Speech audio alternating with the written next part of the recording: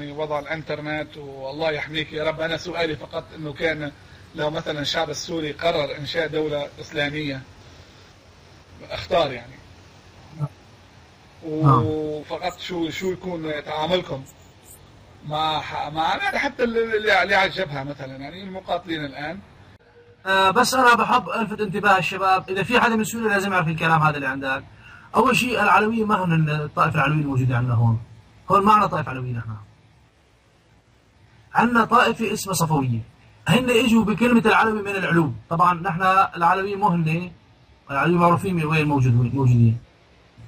هذول اساسا من سكان ايران، هاجروا الى تركيا، ومن تركيا احتلوا لواء اسكندرونه، نزح قسم منهم الى اللاذقيه. طبعا نحن يا اخي على دور زمان كان في البيك والاغا والبشوات وهي، هذول قعدوهم في منطقه الجبل.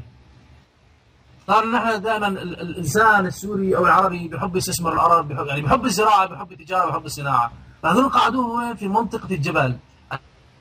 الجبل معروف عنه منطقة عالية، فكانوا يشغلوهم بالآجار عنا هذول اللي يعتبرونها على الحال العلويين، فيشغلوهم بالفاعل بالآجار بلما البحص بلما المحصول. فكان يقول البيك للشباب اطلعوا جيبوا من عند العلويين اللي هن وين قاعدين بالجبل. كلمة العلويين هن العلو، هن ما العلويين، ولكن استغلوا كلمة العلويين وسموها بالطائفة العلوية، ولكن هن ما العلويين، هن الصفويين علويون، سكنوا بالجبل لمنطقة عالية يسمون علويون. وإنما استغلوا بطيبة قلب نحن أهل السنة وتمثلنا بأخلاق النبي عليه الصلاة والسلام، قالوا معلش، فصار يسووا حالهم علويين، ولكن هن ما العلويين. العلويين معروفين وين ومعروفين مواقفهم، وناس من الشرفاء ونضاف الطاهرين. فهذول ما العلويين، هذول علويون، مشان ما نخلط بين العلوي والعلوي. العلوي اللي هو اللي سكن بالمنطقة العالية، فهن استغلوا الموقف هذا يسووا حالهم علويين، ولكن ما العلويين. وإنما هن عبارة عن مجوس، عن صفويين، عن كفار كاذبين منافقين دجالين خونة متطرفين وطائفيين بنفس الوقت، وإلا هن ما هن علويين، وكلمة علوي لا تنطبق عليهم. والله بارك الله فيك، أول مرة بسمعها المعلومة. يعني أنت بتقول إنهم هذول جاوا يعني أصلا ما سوريين، أجوا من إيران يعني؟ هن أصلا من إيران وليس من سوريا. أخي كريم، نحن عندنا كان قرايبنا العماد أول مصطفى طلاس وزير الدفاع السابق، وهذا من الناس اللي درست التاريخ وبتعرف شو تاريخهم، وهذا كله مذكور بكتاب مرآة حياتي. وهن جماعة معروفين ليس بسوريين ولا علويين، وإنما علويين إيرانيين مجوس. وهن كانوا من إيران نزحوا على تركيا، ومن تركيا اجوا على لواء اسكندرون، وقسم منهم اجى على الجبل. فهي معلومة نضيفة على المعارف الشباب طبعا. ماشي يا أخي الكريم. شكرا. يعني حتى الشرعية الوطنية ما عندنا. أنا هلا بديت أفهم كلامك أخي. أنا بقول النصر من عند الله عز وجل، والنصر قريب بإذن الله. ونحن ناس قررنا إما الشهادة والنصر، وروح المعنوية لدى المقاتلين بعون الله عالية، ولو تكالبت علينا الأمم وثورة يتيمة. وأنا بشكر كل إنسان لو جاهد بدعاء أو بمال أو بذخيرة أو بسلاح أو بإغاثة، يشكر على جهوده، والله يضاعف في حسناته. وأنا برجع بقول لك أخي الكريم، النصر بعون الله قريب، بعون الله قريب. ونحن كل إنسان في سوريا هو إنسان استشهادي في سبيل نصرة الله ودين الله، ولا تراجع إلى الوراء.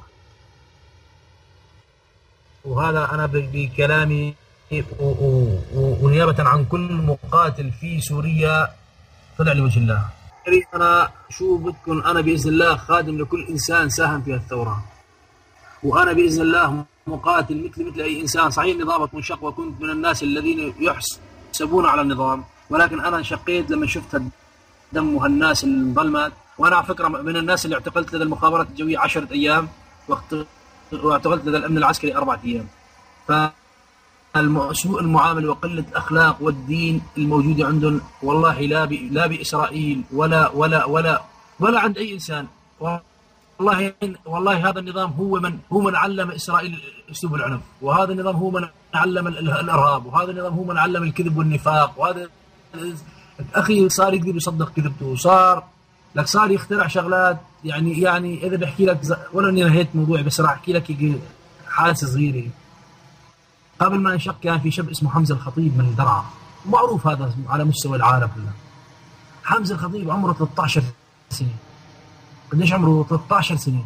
أخي بعلم الفيزيولوجي وعلم الإنسان، الولد والبنت لحد عمره 13 اسمه ولد، بتكوين جسمه وتكوين تفاصيل معالمه وبعقليته ولد.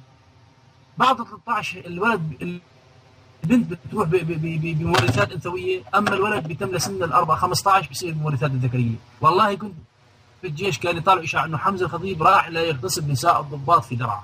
ولد عمره 13 سنه بيبكي على الليره وبيبكي على ال5 ليرات وبيبكي على البسكويت وعلى على المصاصه.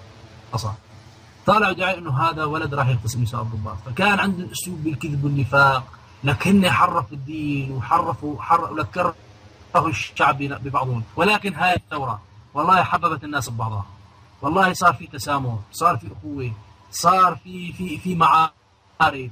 لك صرت تسمع ببلدان أول مرة تسمع فيها، عرفتنا بالناس كلها، تواصلنا مع الناس، حبينا بعضنا، اشتغلنا مع بعضنا.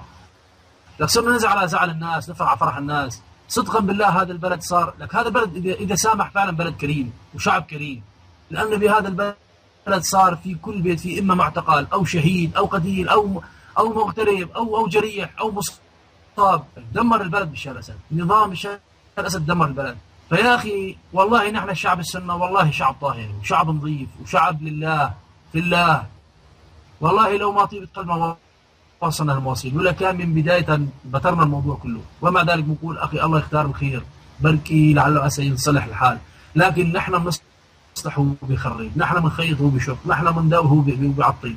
فبإذن الله أخي النصر قريب، وبإذن الله راح تنشأ دولة بقيادات نزيهة طاهرة شريفة تقود البلد من الصفر إلى اللانهاية، ترفعه لا أقل من 180 درجة، تنقل نقلة نوعية من الوضع الدمار والانحطاط والرشاوي والكذب والخيانة والفسق إلى وضع ديني استقراري مؤمن بالله وعقيدته بأخلاقه بشرفية بنظافة طهارة.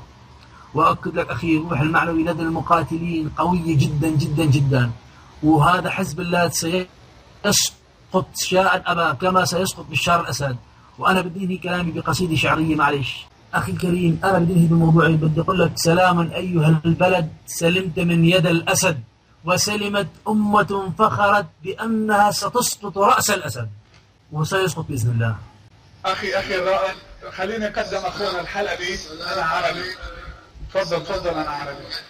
زين عماد، زين جدولي، صار لي ساعة بعمل لكم تسجيل. الله يبارك فيك يا ابن بلدي، والله يحييك والله يثبتك والله يجعلك إن شاء الله من الصالحين بالدنيا وبالآخرة، والدنيا قبل الآخرة. الله يخليك. بس أنا عندي سؤال لك أخي الفاضل، وأنت تكرمت وشرحت بما فيه الكفاية، وأنا طول الوضع بسمع لك أخي الفاضل، بس ما حبيت يعني أتكتك لأني أنا أحيانا بتوجه جانبيا وخلفيا، مش عرفني عرفت شلون؟ يعني صحيح أنا متغرب صار لي 35 سنة برات سوريا. على فكرة بالنسبة لهدول بنقيقي بدنا نرجعوا الخدم وحشم شيكار بيكار، بتعرف هي بالحلبي ايش معنى ده شيكار بيكار؟ علي الحلال ما في مرحب بسوريا لينظفوه، نرجع لجذورهم لأصولهم.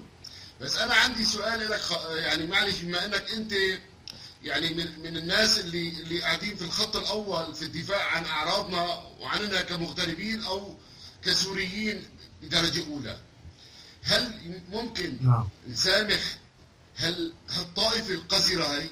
هل ممكن نرجع يعني نعيش بأمان واطمئنان سويا؟ هذا سؤالي لك، بما أنك أنت من الداخل أخي. هلا أنا سألتني أنا لألي، أنا بقول لك أبي دور على بكرة أبيهون، حتى الشريف فيهم علقوه من خويصره. تفضل أخي الفاضل، حياك الله وبياك والله يثبتك. أخي الكريم، لا أقول لك بس بعبارة صريحة.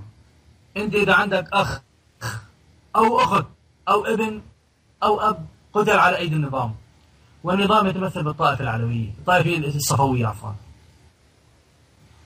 قادر هذا الطائفة الصفوية ترجع لك أخ أو ترجع لك أب. إذا أخوك بيسامح تحت التراب نحن راح نسامح. نحن قلنا لك راح نحاسب كل من تلطخت ايده بالدماء، وكل من ساهم مع النظام. في ناس شرفاء نظيف من الطائفة العلوية اشتغلت معنا بداية أحداث وكانت نزيهة، والله هذول لا يرتفعوا على جنب أما كل من تطرح الإذن بالطائفة العلوية راح ينداس عقد بإذن الله. وأنا كشخصي أتمنى أمحي الطائفة الصفوية كل المسؤولية، لأنه شفنا من الحقد والكره والكذب والنفاق بما تنفخ الصدور والبطون. أخي ما عاد مقبولين إذا بيكونوا وينات، إذا بيكونوا خاتم إصبعنا. أنا كشخصي أنا ما عاد أقبلهم، ولكن برجع أقول لك نحن شعب السني شعب سموح، نحن شعب طيب، نحن شعب حرام وطيب. بس أنا لقناعتي الشخصية والله لازم يبادوا عن بكرة أبيهم، لازم ما يتم ولا واحد فيهم، لأنه كل نهار عم يفتحوا مجزرة جديدة، كل نهار عم يقطعوا ناس، كل نهار عم يعدوا ميدانيين، كل نهار عم يغتصبوا نساء، وكل نهار أخي كشفت عن حقائق لم تكن تكشف من قبل. والله اكتشفنا أنه هن سبب الطائفي، وهن سبب الحقد، وهن سبب الكره، وهن عم يحفرون 40 سنة لأسسوا حالهم. فأنا كيف بدي سامحهم؟ أنا من هلا سألني أبو خالد قال أخي الشباب كانوا متلابسين موضوع أنه في شاب اسمه سوير طاس استشهد. أنا هذا سوير طاس ابن عمي أبو أخو أبوي، وأنا ربيان أنا وياه بنفس البيت، ولعبان أنا وياه بنفس الحارة، وولادي رفقات ولاده. يعني أنا كيف بدي سامع بحق ابن عمي اللي قتلوا الطائفة الصفوية؟ كيف أنا فقدت إنسان غالي علي قتلت الطائفة الصفوية؟ فأنا والله العظيم أنا بقناعتي أخي القصاص لازم، اللي بمد إيده على الشعب السوري لازم يقص إيده، الذي يتعدى حدود الله لازم يقص راسه. ونحن أخي عباد الله، نحن جند الله، نحن الذين آمنا بالله وما أكدوا برسله، وأنا لازم ما يكون في المسامحة خالص. ولكن بدي أقول لك نحن شعب طيب أخي كريم. والله تعال شوف عندنا والله العظيم المقابر مع ساعة، والله بيوت نزلت على أهاليها، والله في معتقلات ما يقارب فوق 10,000 معتقلين. عندنا في سوريا بعد الإحصائية في عندنا 800,000 امرأة أرملة، وكل بيت فيه لا أقل من 2 ل 3 أولاد أيتام. مين بده يرجعوا لأبوهم؟ بشار أسد ولا رامي مخلوف؟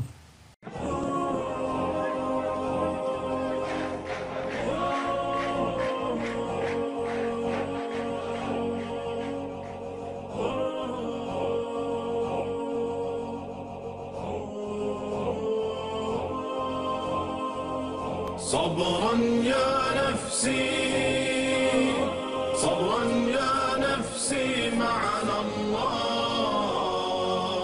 ورحاب الشام صرخت